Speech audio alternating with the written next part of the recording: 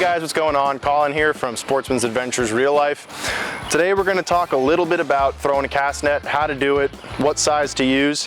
Given that the mullet run is kicking off and just getting started in certain parts of Florida, I think this would be a helpful tip for you guys before you get out there and stock those schools of bait fish.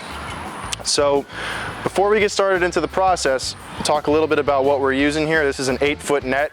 Now I do a lot of kayak fishing during the mullet run, so I like to use an 8-footer. I'm about a 6-foot guy, so an 8-foot is good size for me. It's not too heavy and gets the job done when I want to get a lot of fish. So every cast net on the rope comes with a loop at the end of it. Now a lot of people just put that on your wrist and that's that, but with mullet, they're a pretty hardy fish and they like to pull once you get them in the net. So a little trick that I like to do, and I'm sure a lot of people do it, but I'm just going to reiterate it, just tie another loop around it and get it so when there's tension on there, it locks it up onto your arm and you can really pull on those mullet once you get a net full of them. Now you want to have a heavier net because these things are fast, and I can't emphasize that enough. These fish, mullet, are really good about getting out of nets, so you want to make sure you got a heavy net and a mesh that's going to allow it to sink and get over those schools of fish.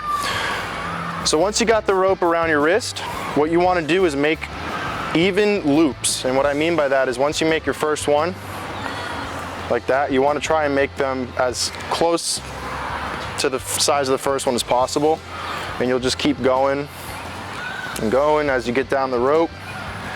Leave yourself room for one more. Then once you get to that point, you want to grab the net by the horn right here. And for me, this is a pretty easy step because I'm fairly tall, so I can just stretch and grab the net. And then from there, I'll grab about a foot of the top of the net.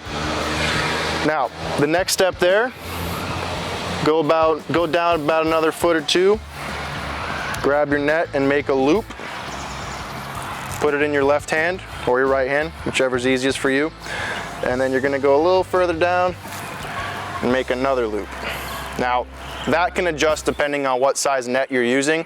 For this one, you wanna have the net where you're holding it right about waist high. Next step, grab a corner and just kind of swing a quarter of the weights on the net around your hip and grab that piece. Now this method is really good for people who don't want to use their teeth to hold the net. So once you get to that point, I'm going to turn this way so you can see what I'm going to do next. You're going to just tuck it underneath like that and just kind of blob it on your shoulder right there. So that leaves everything in your left hand at the moment. Now you have all this left over.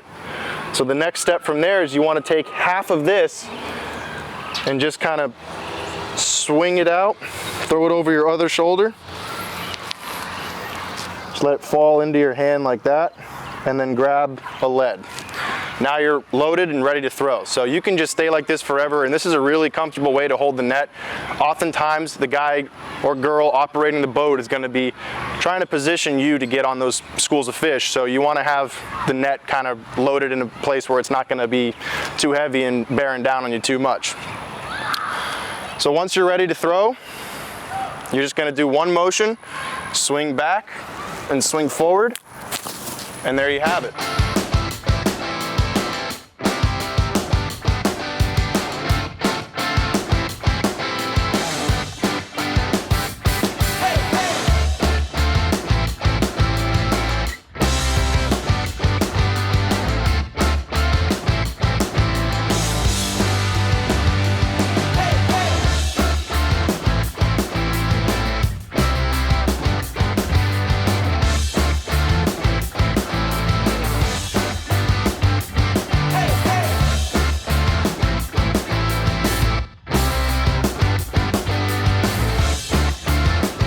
This is where that little trick I taught you on the wrist is going to come in handy, because those fish are going to be doing their best to get out of that net and they're going to be pulling hard.